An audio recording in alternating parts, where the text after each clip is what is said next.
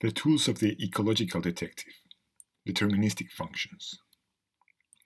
Functions allow you to describe ecological systems in mathematical terms. You can do this in different ways. If you're only interested in describing the patterns in your data as accurately as possible, then your functions are called phenomenological. However, whenever possible, it's better to describe the mechanisms, the processes that underlie the patterns. And in that case, your functions are called mechanistic. One same function can be phenomenological or mechanistic, depending on the context. For example, this function could be mechanistic in the context of predator-prey interactions. If you assume that predators attack prey at a constant rate A and are constrained by handling time B, this could be a mechanistic function.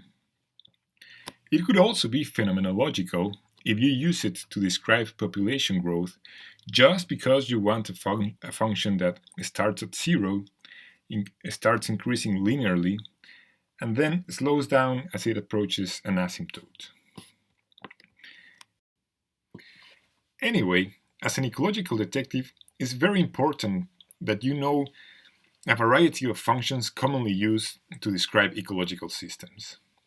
Also, it's very useful to know how to discover the properties of new functions that you find in your way.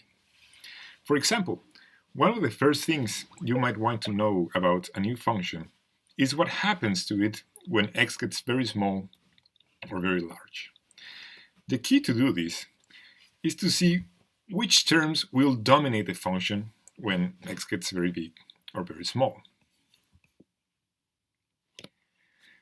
For example, if you have a function like this with a variable x and a constant number, you know that when x grows, it will eventually be much larger than any constant. Doesn't matter if it's 1, 5, 1,000, or 10 billion. X will eventually be much larger than c. So variables bit constants. Also, bigger powers of x will dwarf smaller powers when x gets big. And in a similar way, exponentials will dwarf any power of x. Exponentials beat everything. But what does it mean that one term beats another one or dominates the function? Well, simply that as the dominant term will dwarf everything else, you can just focus your attention on that and forget everything else. You can just get rid of all the other terms, and you know that your function will approach that dominant term. Or, for example, if your function is a difference of two terms, one positive and one negative, then if the dominant term is the positive one, you know that your function, when x gets very large, will approach positive infinity.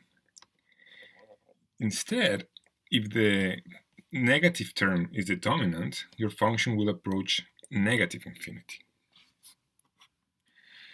When your function is a fraction or has a fraction, you should look if the dominant term is in the numerator or in the denominator.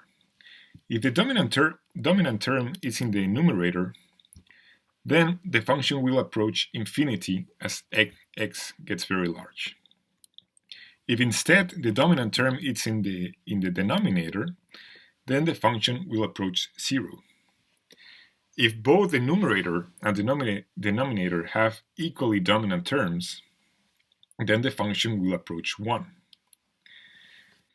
When you have a negative power or a negative exponential, you have to remember that x elevated to a negative power a is the same as dividing 1 by x elevated to that same power a, but positive. Thus, negative powers will get smaller when x grows, because you will be dividing 1 by a larger and larger number. And the opposite is true also. When x gets smaller, negative powers grow because you're dividing 1 by a smaller and smaller number. For example, if you have this function, you can know that eventually x will be so much larger than b that you can safely ignore b. For instance, let's say that x is 10 and b is 0.0001. So 10, it's almost the same as 10 plus 0.00001. So you can just ignore b, and you can rewrite this function as this. And in this case, the two x's will cancel out, and you will be left just with a.